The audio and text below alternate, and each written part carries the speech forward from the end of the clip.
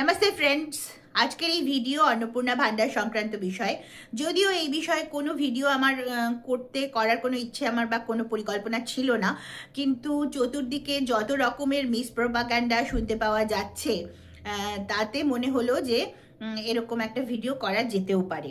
উপরন্তু আপনারা অনেকেই হয়তো জানেন যে, বা আমার ফেসবুক প্রোফাইল ফলো করলে বুঝতে পারবেন যে আমি এখন ট্যুর করছি পৃথিবীর উল্টো প্রান্ত, মানে নর্থ আমেরিকায় আমার ছেলের কাছে এসেছি এবং ঘুরে বেড়াচ্ছি। সুতরাং এখানে তো রাত্রি দিনের হিসেবটা অন্যরকম।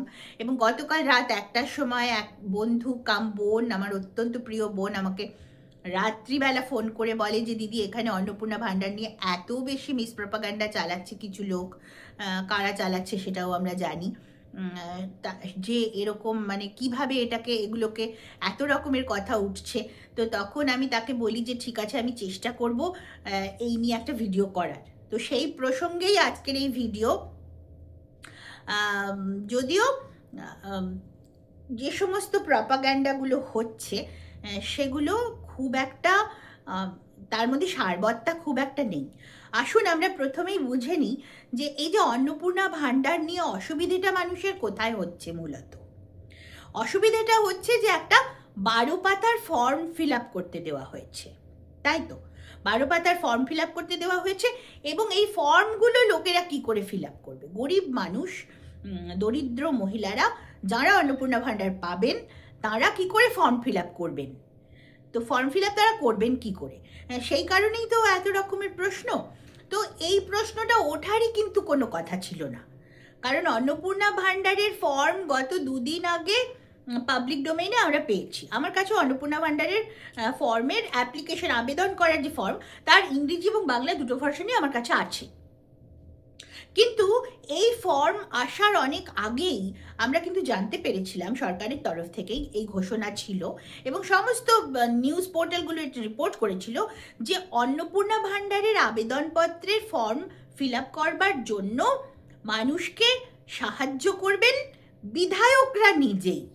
মানে প্রত্যেকটি বিধানসভা কেন্দ্রের বিধায়করা কিন্তু নিজেরাই অ্যারেঞ্জ করবেন যে তাদের বিধানসভা কেন্দ্রে যারা প্রাপক, উপযুক্ত যোগ্য প্রাপক যারা আছেন অন্নপূর্ণা ভান্ডারের, তাদের বাড়িতে বাড়িতে গিয়ে হোক বা যেভাবে হোক, তারা অন্নপূর্ণা ভান্ডারের ফর্ম ফিল আপ করতে বিধায়করা সাহায্য করবেন এবং ফর্ম ফিল আপ করার পর সেগুলোকে স্ক্রুটিনি করবেন প্রশাসনিক অফিসার, সংশ্লিষ্ট বিডিওরা অথবা এসডিওরা, মিউনিসিপ্যালিটি এরিয়া হলে এসডিওরা করবেন। তো এই তথ্য তো আমাদের কাছে গোড়া থেকেই ছিল। তা তৎসত্ত্বেও যখন এই ধরনের একটা হিউ অ্যান্ড ক্রাই তৈরি হয়ে গেল যে কি করে আমরা ফর্ম ফিল আপ করবো, কি করে করব, লক্ষ্মীর ভাণ্ডারে তো এই সমস্ত কিছুই লাগতো না, অন্নপূর্ণা ভাণ্ডারে কেন লাগছে? এখন লক্ষ্মীর ভাণ্ডারে কিছু লাগতো না, তখন তো পশ্চিমবঙ্গের গভর্নেন্স বলে কিছু ছিল না, এটাও তো আমাদেরকে বুঝতে হবে। সরকার, প্রকৃত অর্থে সরকারের যে কাজ, গভর্নেন্স মানে প্রশাসন চালানো, মানুষের খোঁজ খবর রাখা, মানুষের প্রকৃত সুবিধা অসুবিধার খোঁজ খবর রাখা এবং তাদের অসুবিধাগুলো দূর করতে গেলে ঠিক কি কি করতে হবে, সেই কর্ম প্রকল্পগুলো গ্রহণ করতে গেলে সবার আগে পশ্চিমবঙ্গ সরকারের কি প্রয়োজন? সেটা হলো তথ্য, মানুষ সংক্রান্ত তথ্য। কোন মানুষের কি পরিস্থিতিতে কোন মানুষ বাস করছেন এবং সেটা জানবেন কারা? জনপ্রতিনিধিরা। আপনারা বিধায়কদেরকে ভোট দিয়ে নির্বাচন করেছেন কেন? বিধায়করা আসলে কারা? তারা আপনার বিধানসভা কেন্দ্রের জনপ্রতিনিধি, মানে তারা আপনার প্রতিনিধি। আপনার হাঁড়ির খবর রাখা বিধায়কের কর্তব্য। প্রত্যেকটি বাড়ির হাঁড়ির খবর রাখা বিধায়কের কর্তব্য। বিধায়ক কি করে হাঁড়ির খবর রাখবেন? মাথার মধ্যে তো রেখে দিতে পারেন না। সেটাকেই তো আমরা বলি ডেটা। আগেকার দিনে মানুষ খাতায় লগবুক মেনটেন করত, এখন আমরা ওগুলো সিস্টেমেটাইজড ভাবে করি। তো অন্নপূর্ণা ভান্ডারের যে ফর্মটা সরকার প্রকাশ করেছেন, সেই ফর্মের মাধ্যমে অন্নপূর্ণা ভান্ডারের মানে সংশ্লিষ্ট মহিলাদের, উপযুক্ত মহিলাদের সংক্রান্ত সমস্ত ডেটা সরকার কালেক্ট করছে, যাতে করে সেই ডেটার উপর ভিত্তি করে সরকার তাদের ভবিষ্যৎ কর্মপদ্ধতিও নির্ধারণ করতে পারে। মানে ভবিষ্যতে পশ্চিমবঙ্গের জন্য কি কি ওয়েলফেয়ার প্রজেক্ট আসবে সেটাও নির্ভর করবে এই অন্নপূর্ণা ভাণ্ডারের 12 পাতার ফর্মের তথ্যের ওপর। তো তাতে আমরা আপত্তি করব কেন? আপনারা বলতেই পারেন যে আমরা গরিব মানুষ, আমরা অশিক্ষিত মানুষ, আমরা কি করে অত ফর্ম ফিল আপ করবো। তার জন্য তো অ্যাসিস্ট্যান্স আপনারা পাবেন। বিধায়কদেরকেই যে অ্যাসিস্ট্যান্স দিতে হবে সেটা তো সরকার একেবারে প্রথমেই বলে দিয়েছে যে বিধায়করাই অ্যাসিস্ট্যান্স দেবেন, স্ক্রুটিনি করবেন প্রশাসনিক অফিসাররা, বিডিও এসডিওরা, এবং করে ফাইনালি দেখবেন ফর্মের শেষে একদম শেষ পাতায় একটা ছোট্ট অংশ আছে ফর অফিসিয়াল ইউজ বলে। তারপর সমস্ত বিচার বিবেচনা করে প্রশাসনিক অফিসারদের তরফ থেকে ওটা অ্যাপ্রুভড হবে যে হ্যাঁ অ্যাপ্রুভড, এ পেতে পারেন, ইনি পেতে পারেন, অথবা ইনি পেতে পারেন না, I accept the application or I reject the application.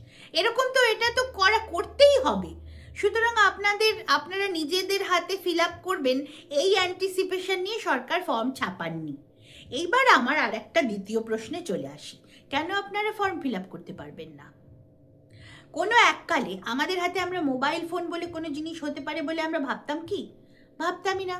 1990 দশকের শেষ একেবারে তখন প্রথম মোবাইল ফোন এলো। মোবাইল ফোনগুলোকে তখন এত বড় বড় ইটের মতো দেখতে, তো খুব বেশ কম লোকের হাতেই মোবাইল ফোন থাকতো।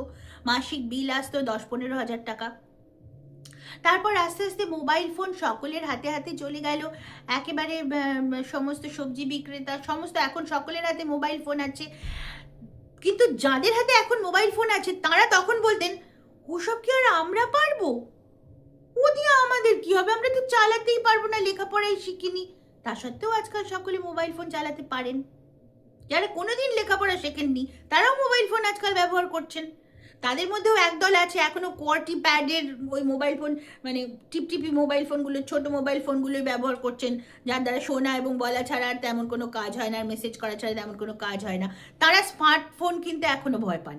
না না, ওসব কি আর আমরা চালাতে পারবো? কিন্তু তাদের মধ্যেও অনেকে আবার স্মার্টফোন কিনে ফেলেছেন এবং চালাচ্ছেন, অভ্যেসও হয়ে গেছে, জেনে ফেলেছেন যে কোনটা টিপলে কি হয়, কোথায় কি করলে কি হয়, সব শিখে গেছেন। অথচ প্রথাগত শিক্ষা তাদের নেই। কিন্তু সিমিলারলি ফর্ম ফিল আপ করাটাই বা আমরা পারবো না কেন? মানে যারা আদৌ লেখাপড়া জানেন না তারা জেনে বুঝে নেওয়ার পর কি লিখতে হবে সেটা বুঝে নেওয়ার পর সেটা তো নিজেরা বলতেই পারবেন যে এইটা লিখতে হবে। আচ্ছা এইটা চাইছেন, ঠিক আছে। আচ্ছা হেড অফ দি ফ্যামিলির নাম দরকার, হেড অফ দি ফ্যামিলির আধার নাম্বার দরকার, আমি দিচ্ছি, আমার কাছে আধার কার্ডটা আছে, আপনারা দেখে লিখে নিন। তো এগুলো আমরা পারবো না কেন? যদি আমরা নাই পারি তাহলে আমরা পশ্চিমবঙ্গ এগিয়ে যাবে, পশ্চিমবঙ্গ ডেভেলপ করবে, এটা আমরা ভাবছি কি করে? মানুষ যদি ডেভেলপ না করে তাহলে রাজ্য ডেভেলপ করবে কি করে? আপনারা তো তারপর যখন রাজ্যে যদি ডেভেলপমেন্ট না হয় আপনারা কাদেরকে দোষারোপ করবেন? সরকারকে তো। কিন্তু সরকারের পক্ষে কি রাজ্যকে ডেভেলপ করা সম্ভব যদি মানুষ না ডেভেলপড হতে চান? এবার ডেভেলপড হওয়ার অন্যতম অঙ্গই তো নিজেদেরকে আপডেটেড করে তোলা সময়ের সঙ্গে সঙ্গে। তার মধ্যে একটা হলো এই ফর্ম ফিল আপ। এসআইআর এর ফর্মও কি আপনারা কজন মানুষ আছেন যারা নিজেরা ফিল আপ করেছেন? অধিকাংশ মানুষের ফর্মই তো বিএলওরা ফিল আপ করে দিয়েছিলেন, যে কারণে প্রচুর লজিক্যাল ডিসক্রিপেন্সির কেস উঠে এসেছে। কারণ যার বাড়ির টাইটেল বসু তিনি হয়তো BASU লেখেন, বিএলও ফর্ম ফিল আপ করে BOAC করে দিয়েছে বোস, তখন লজিক্যাল ডিসক্রিপেন্সি হয়ে গেছে, তারা নিজেরা ফর্ম ফিল আপ করেননি। আর যারা নিজের হাতে নিজেরা লিখে লিখে সমস্ত আধার কার্ডে কোন বানান আছে, প্যান কার্ডে কোন বানান আছে, কোনো ডিসক্রিপেন্সি আছে কিনা দেখে নিয়ে যারা নিজেরা একদম ভালো করে নিজেরা ফর্ম ফিল আপ করেছে, তাদের কোনো ডিসক্রিপেন্সি প্রশ্নই ওঠেনি। অর্থাৎ লেখাপড়া মানুষকে শিখতেও হবে, ফর্ম ফিল আপ করাও শিখতে হবে, এবং নানা অ্যাপ ব্যবহার করা শিখতে হবে। সরকার তো একটা অ্যাপও লঞ্চ করছে শুনলাম। ওই যে বললাম আমি পৃথিবীর উল্টো প্রান্তে রয়েছে, ফলে খবরগুলো আমার কাছে একটু দেরিতে পৌঁছচ্ছে এখন। তো শুনছি সরকার একটা অ্যাপ ডেভেলপ করবে, সরকারি ওই অ্যাপের মাধ্যমে আপনি সরকারের কার্যপদ্ধতি সম্বন্ধে সমস্ত খবরাখবর পাবেন। কিন্তু পেতে গেলে আপনাকে তো অ্যাপটা ডাউনলোডও করতে হবে, অ্যাপটা ব্যবহার করতেও পারতে হবে, তা নাহলে আপনি জানবেন কি করে? শুধু শুধু কথা বলে, হয়তো ফেসবুকে এসে দুটো একটা কথা বলে এইটা আমরা করব কি করে। এক ভদ্র মহিলাকে তো দেখলাম রীতিমতো গালাগালি দিয়ে তিনি বলছেন যে আমি অন্নপূর্ণা ভাণ্ডার চাই না, এবং গালাগালি দিচ্ছেন। এবার ভিডিওর পরের পোর্শনে চলে আসি।